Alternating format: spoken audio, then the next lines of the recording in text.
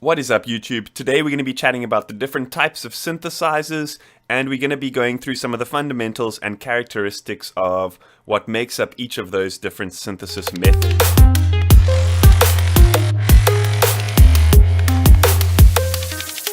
First up is subtractive synthesis, probably the most commonly found method. So the idea behind subtractive synthesis is you start off with a full frequency source and you attenuate different frequencies to create the final product.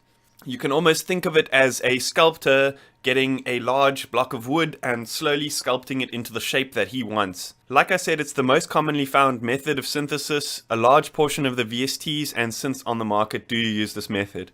Next up, additive synthesis. Additive synthesis is a technique using algorithms to combine several sine wave overtones to create a rich full frequency result. In nature, the sounds that we hear are never made up of a single frequency source or a single waveform.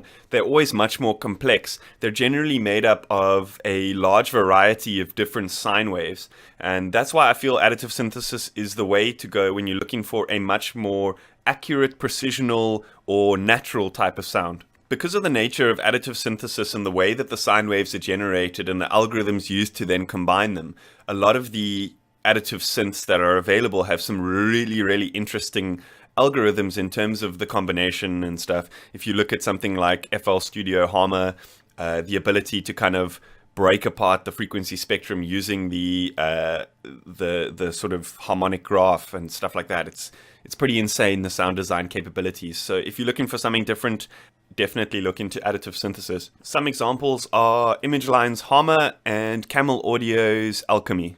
FM synthesis, or frequency modulation synthesis, is a technique where oscillators are modulated using a frequency source within the audio spectrum. The oscillators are then combined using several different algorithms, and the results are super complex waveforms with often a very deep and gritty texture. FM synthesis is great for creating harmonic sounds as well as inharmonic sounds, sort of metallic, robot-y, sort of plucky type sounds. Then FM is the one to go for, I would say. Some really good FM synth options in VST are Native Instruments FM8 and Yuhi's Bazil. Wavetable synthesis. Wavetable synthesis uses banks of rendered single-cycle oscillator shapes, which can be morphed and transformed depending on different algorithms which are applied. The beauty of wavetable synthesis is easily used alongside all of the other methods which I mentioned in the video. So you find with plugins like Serum, if you've been watching my channel, you know that I'm a huge fan of the plugin Serum. Plugins like that utilize very strong wavetable synthesis oscillators, which also offer you additive, subtractive, and FM synthesis techniques.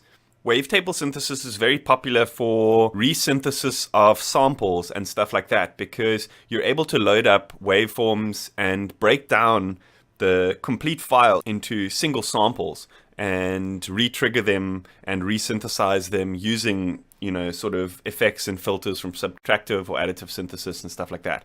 So I definitely suggest checking out Serum. It's a very powerful synthesizer. If you haven't checked out my channel and you haven't checked out the videos that I do on Serum, definitely go ahead and do so. Cool. I hope this video helped you guys understand the different types of synthesis techniques that are available. There's obviously a lot more out there, a lot more complex stuff going on, but I thought I'm just going to break it down to the 4 most common ones found in music production today. I hope that helped you guys out. If you haven't yet, hit that like button, hit that subscribe button. See you guys next time.